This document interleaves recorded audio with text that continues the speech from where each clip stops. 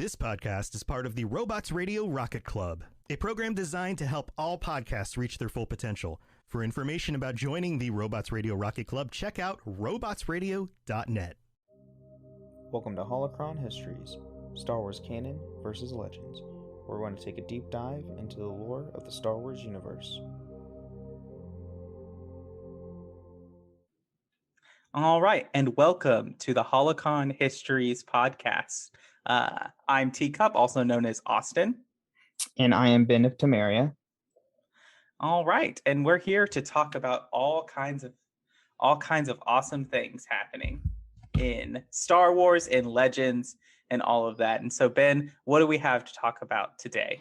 Yeah, today we're going to be going over the lightsaber, the most notable weapon in the Star Wars universe. Even if you're not even a Star Wars fan, you're going to know what a lightsaber is. It's the laser swords. It's in everything. I think it might be one of the most iconic things about Star Wars, other than maybe Darth Vader's breathing. Oh yeah, without a doubt. I mean, heck, we get even going after Star Wars, there have been so many sci-fi movies that just now use laser swords, even if it's not called a lightsaber. It's right. So similar. Yeah, I think it just goes hand in hand. I mean, I can't really think of any Star Wars media that doesn't have at least a lightsaber somewhere. Right, yeah. I was going to say Mandalorian, but we get that at the very end of season 1, so. Yep. Yep. All right, well, let's just dive in. We all kind of know, at least if you're a hardcore Star Wars fan, you might know a little bit about the lightsaber and its canon origins from, like, if you watch the Clone Wars and learning about Kyber crystals. They also play a big thing in Jedi Fallen Order and all this stuff. But let's look at before Disney, before the Clone Wars, before all of that, we had a plethora of resources that has now been the Legends material. So let's dive into what they say about the start of the lightsaber. Yeah, that's so in Legends, the lightsaber, what really started it was there was a species named the Rakata that, if you even play Knights of the Old Republic or Star Wars: The Old Republic, you can actually meet these ancient species of force wielders, and they created something called a force saber, which is the precursor to what we know as the lightsaber. With these force sabers, users were able to channel the dark side of the force into a blade, into an energy blade. So that being said, with it being using as the dark side of the force, the precursor of the Jedi, called Jedi, but they didn't use anything like the force saber or anything like that. They used vibroblades primarily.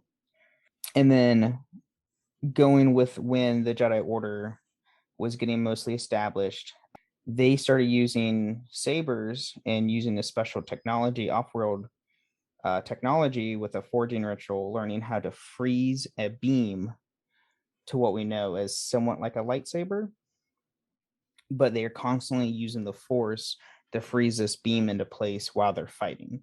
So kind of like either like Cal Kestis or Kylo Ren when they're stopping laser bolts. Yeah, like the force stasis powers. Mm-hmm.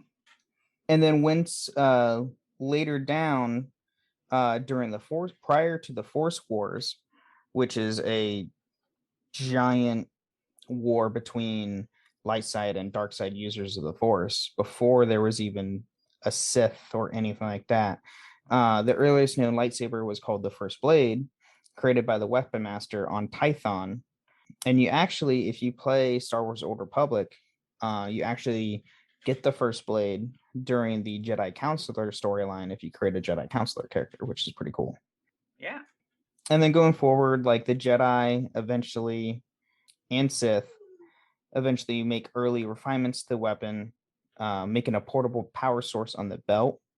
But due to the instability of the power source, the weapon wasn't heavily used on combat too much. Plus, it was attached, like there was like a wire attached from the power source to the saber So if that ever got disconnected, you're kind of not in a good place during a fight where you could just get stabbed or take a blaster bolt.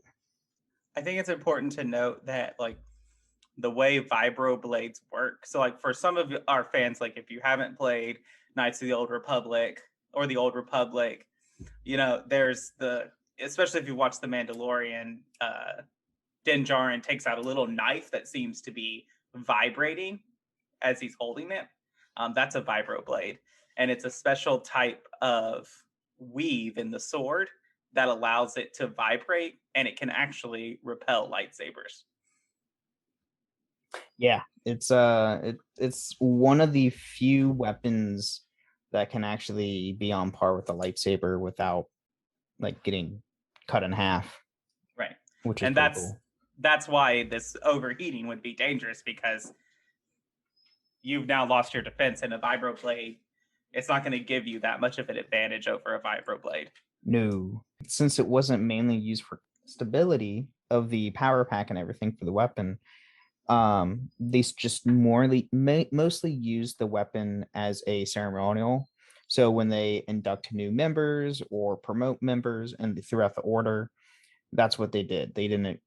It was more of a traditional ceremonial style.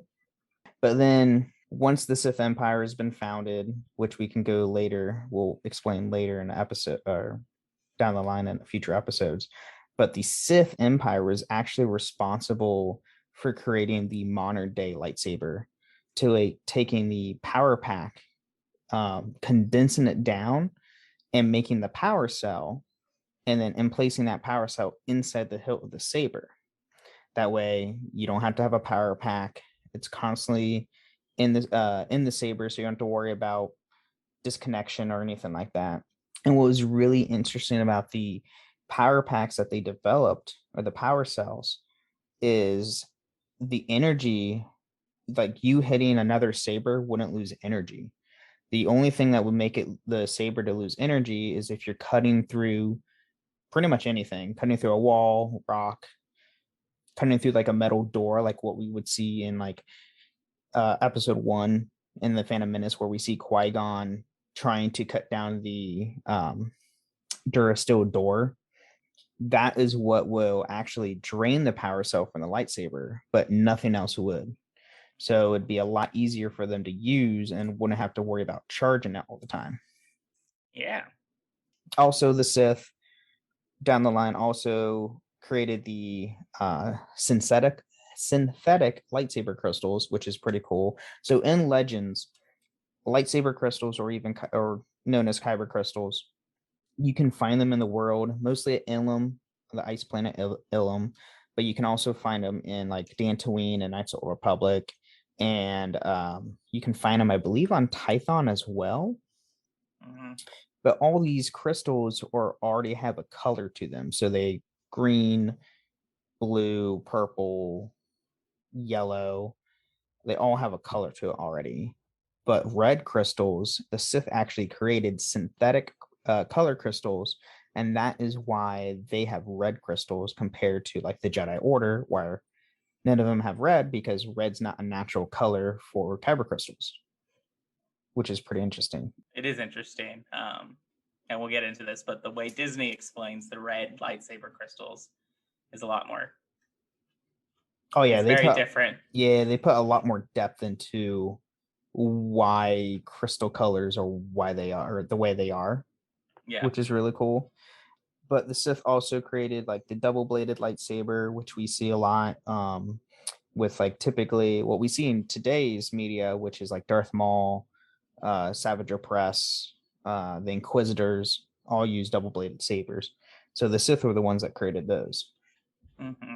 And then later down the time, the Jedi eventually did adopt the modern lightsabers that the Sith created during the events of the Great Hyperspace War, which was a giant war between the Jedi and the Sith, where throughout the war, the Jedi was losing ground. They eventually, like after cutting down some of the Sith and like taking their lightsabers, they engineer their own from theirs.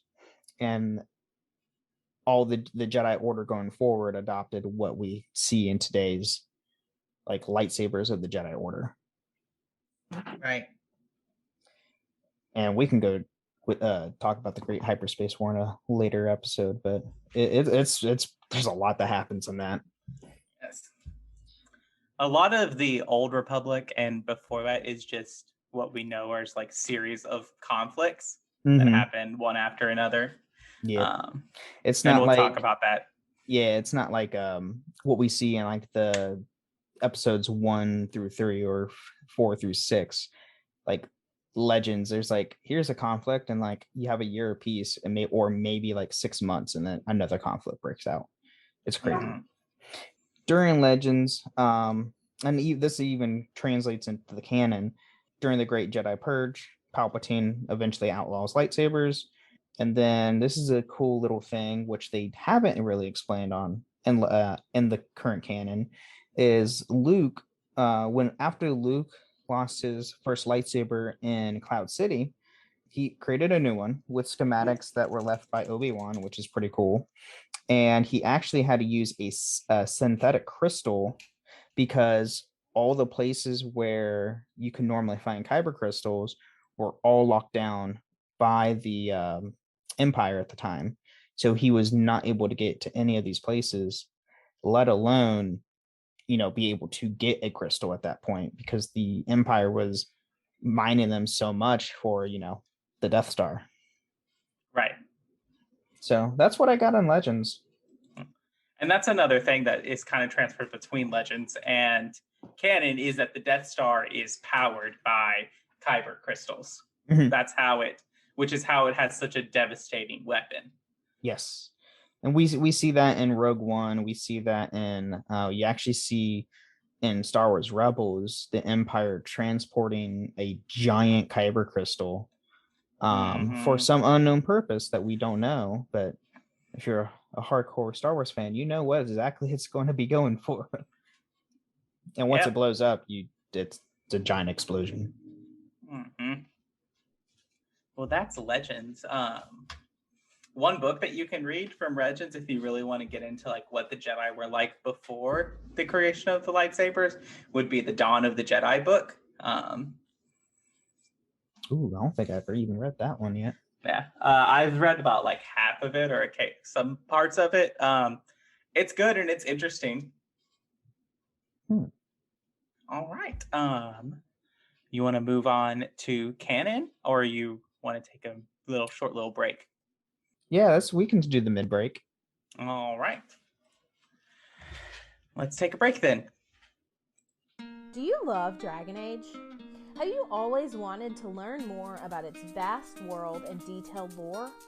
Are you still attached to your hero of Ferelden, even a decade after Dragon Age Origins came out?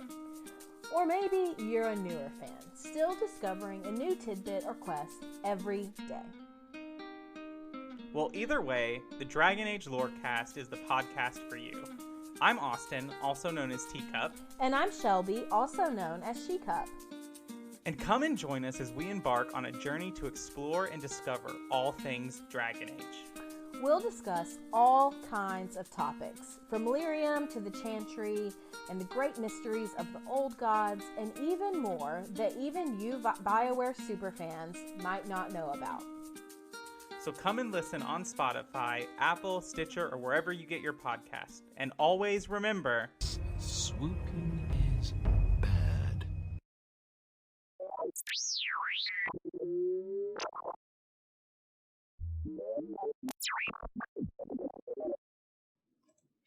All right. Welcome to the middle of the show, where we talk about all things going on with the podcast. We don't have a Patreon or anything like that, but if you want to support the show, one of the best ways to do that is to leave us a review, either on Spotify, where you can just leave us a starred review, or on Apple Podcasts, where you can leave a 5-star review and write us some words. And if you do that, we will read those reviews on the show in the mid-break here. Yeah, and if you ever want to let us know any topics you want us to go over, you're feel free to put those in the reviews or in the comments or anything, to let us know what you want to hear. Yes, and we do have a Twitter, correct, Ben? Yes, we do have a Twitter. We are at SW Hollow Histories on Twitter. So you can follow us on there and give us just tweet us through that and let us know how we're doing, or if there's anything specific you want us to dive into. You can do that on Twitter as well. And like my other two podcasts, the Assassin's Creed Lorecast and the Dragon Age Lorecast, we are part of the Robots Radio Rocket Club. And so if you want to join us and talk to us on that Discord server, you can totally do that. We'll put that link in the show notes. Yeah. You have anything else, Ben? No, I think that's really it, honestly. All right, let's get into this lightsaber. Do you know what makes your video game bay tick? Have you ever wondered how they stack up against all the rest of the delectable digital dates? I'm Genesis, and we analyze and review all of your favorite video game romances. I'm Vervada. Check out our podcast, Two Girls, One Ship, on all your favorite podcast places. Remember, beauty is in the eye of the controller.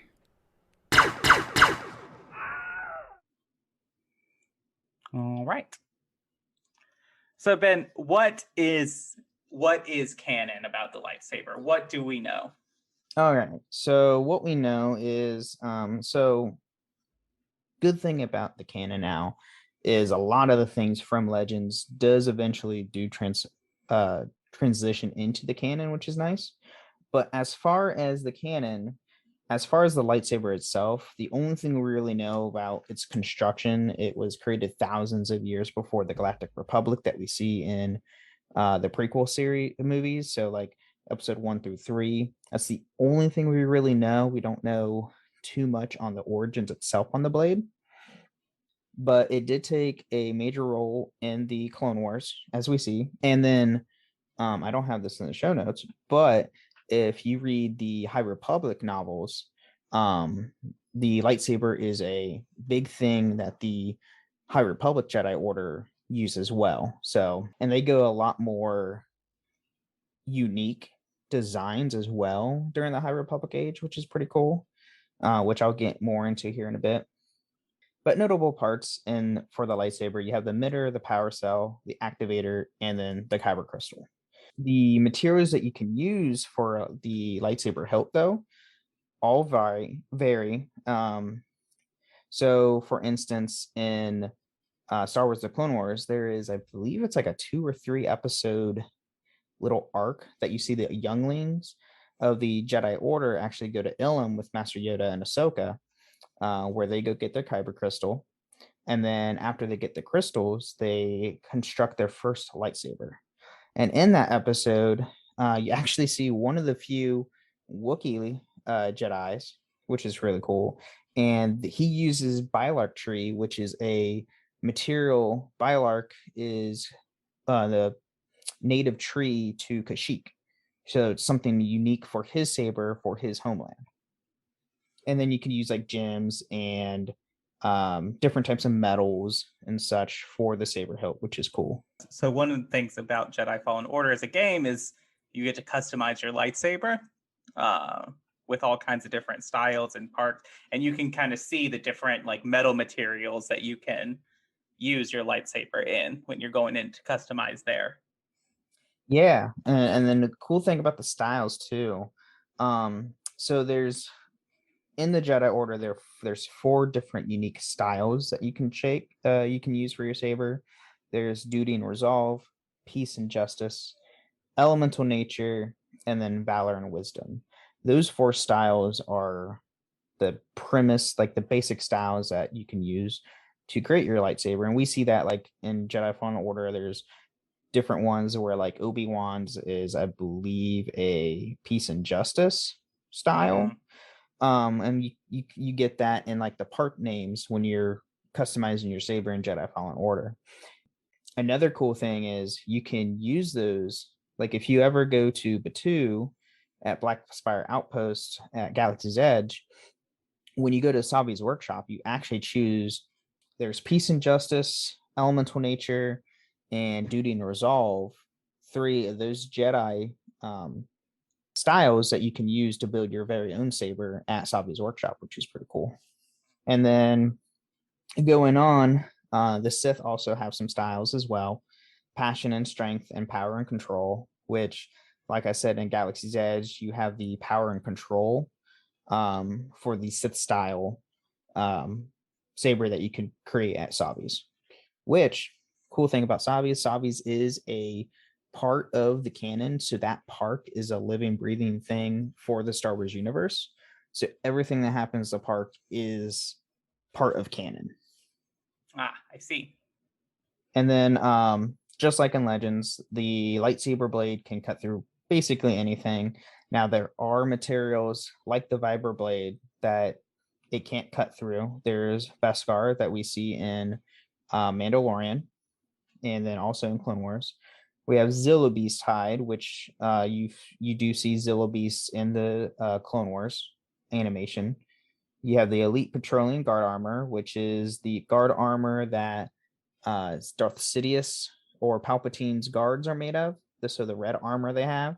And then also the armor that Snoke's guards have in Last Jedi in Episode 8. And their armor, you can tell when they're Rey and Kylo are fighting them, they can actually use their arms to block saber hits because it just bounces off. But you also have like personal energy shields, and then there's some other metals and other armors in the universe that are more resistant to lightsaber strikes. We haven't really seen the personal energy shield come back to like official mainstream canon yet. Not official. I think it's mentioned in the books mainly. I don't think that it's like we don't see it in live action or like in the animation yet. Right. So, and also with the lightsaber, and we see this in Clone Wars, lightsabers can actually function underwater somehow. As far as that works, it was not explained. We see Force. It's the Force. just use the Force. It'll work. But we see that in an episode with Kit Fisto, Anakin, Kit Fisto, and Ahsoka go on a mission where they have to go underwater. And I think it might be on the planet Manon, but I could be wrong. It's on Mon Cala. It's on Mon Cala. It's on Mon Cala. Okay. It's the Mon Cala Corran conflict. Oh, okay. There's so many water planets. But you see them activating their sabers underwater, I believe, cutting a pipe or something, if I recall. Or using it as a light source.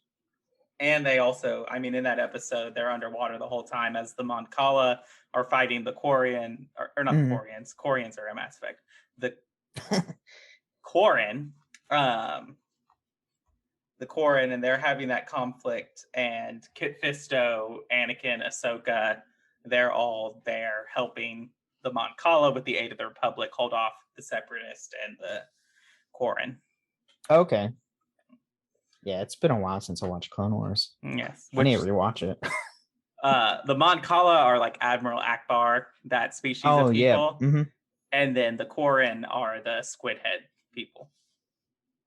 Oh, okay. Yeah.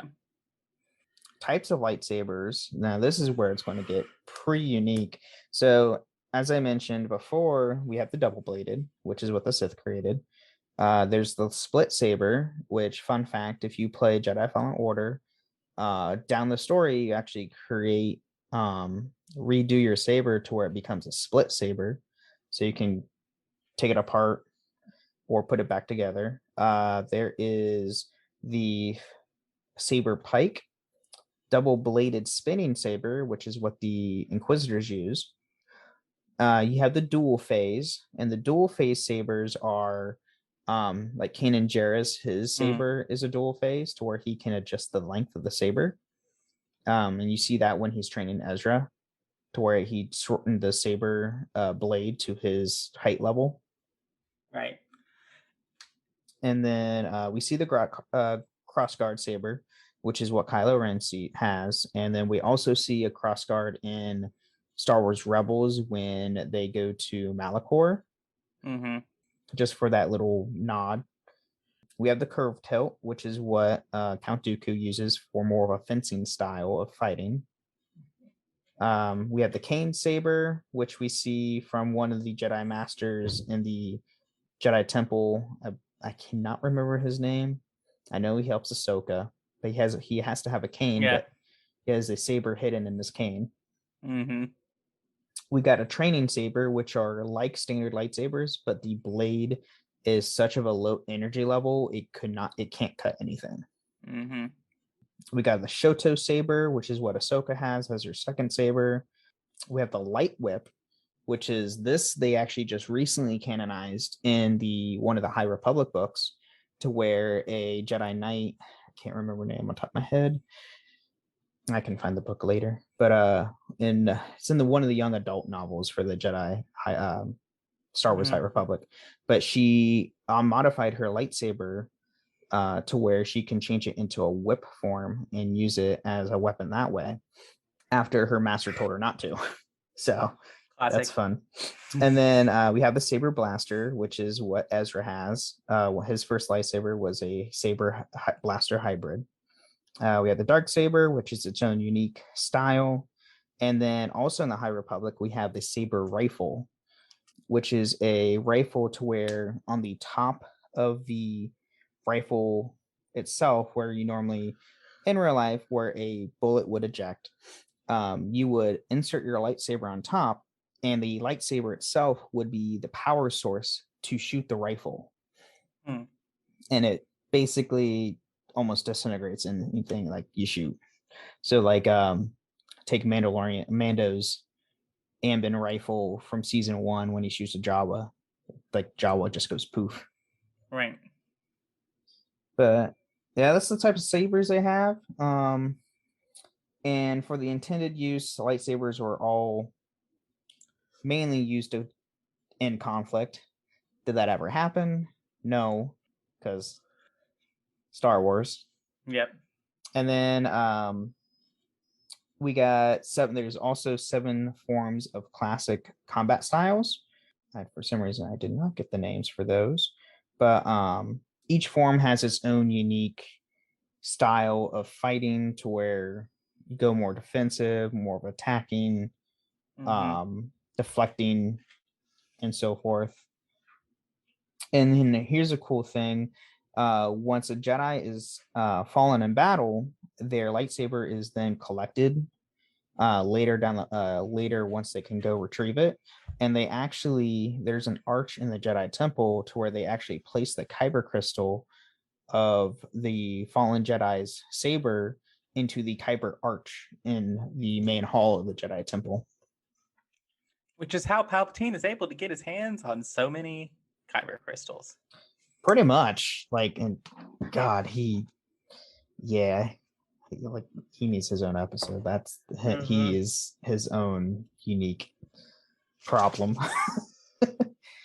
That's true. Yeah, that's what we have on canon. So, in both Legends and canon, these lightsabers have a source of their energy, which we primarily know as the Kyber crystal. And so, what about the Kyber crystal? So yeah, Kyber crystals are cool, especially now in the canon compared to Legends. Legends, there's not much. There was like, oh, hey, here's different colors. You can now put in your lightsaber. Okay, cool. In canon, Disney changed a lot with it. Specifically, what Dave Filoni did in the Clone Wars animation show. So Kyber crystals are notably found on Ilum. So what we see with those younglings go and get their Kyber crystals. During those episodes, we actually find out Kyber crystals are actually colorless. And then once they're bonded to their specific force user, that's when they get their color. All crystals are attuned to the light. So all Kyber crystals on Ilum, there's literally 0 Kyber crystals that can be attuned to the dark side. They have a resistance to the dark side.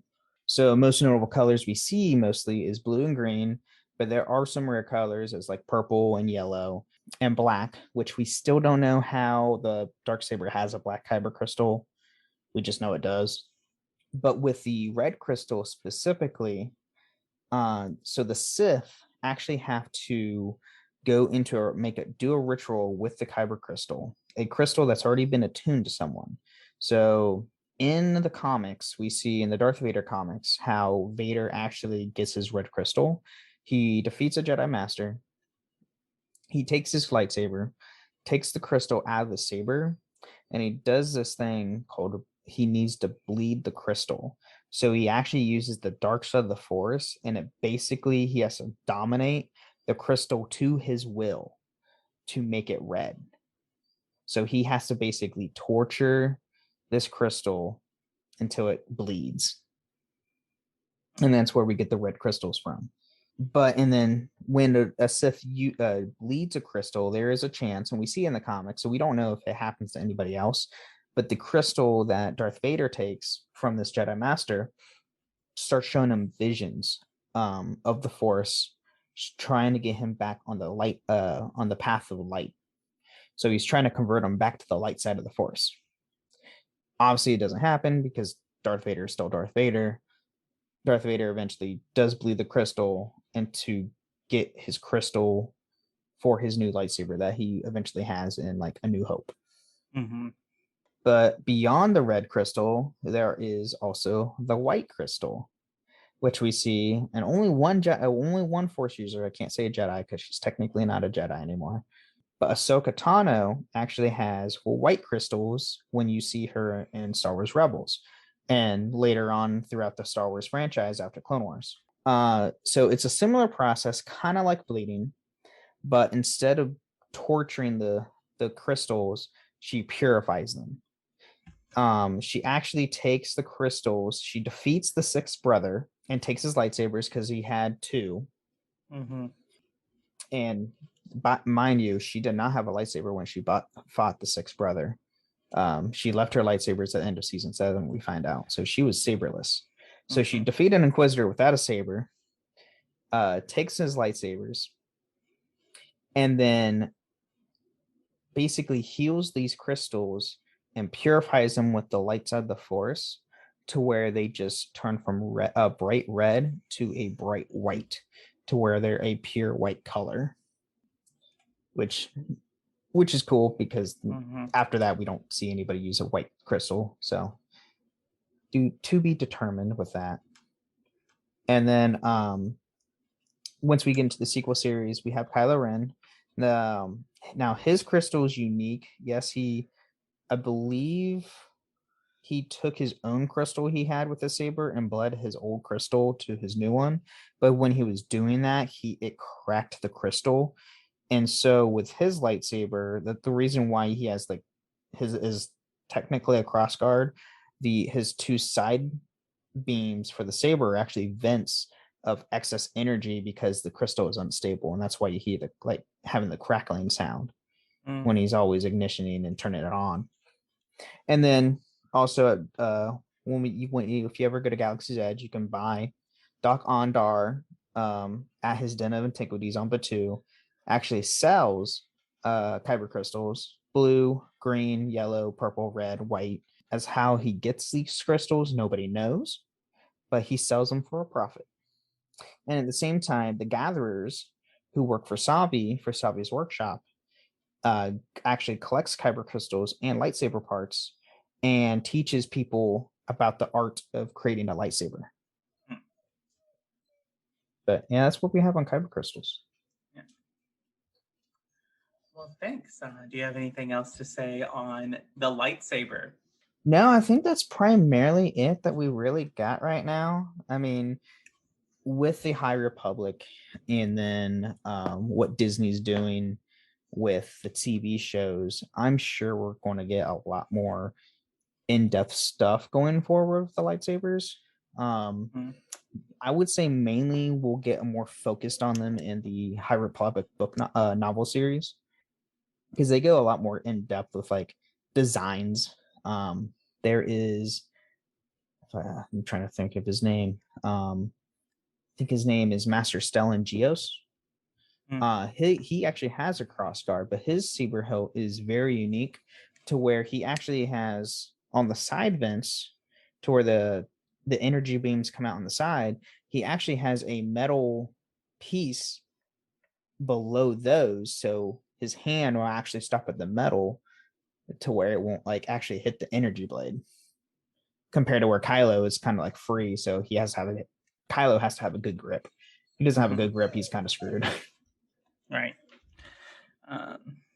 But yeah. I love the lightsaber. It's iconic. I think it's the one thing that every Star Wars fan wants in real life is a lightsaber. Hey, they do have a real one. It's made of plasma. Yeah, there was a team that actually created an actual working lightsaber made of plasma, which is pretty cool. It's close as we'll probably ever get. Yeah. In our lifetimes, at least. Yes. So thanks for listening to the Holocron Histories podcast. We will see you next time. And then may the Force be with you. Yeah. Thank you for listening to Holocron Histories, Star Wars Canon versus Legends.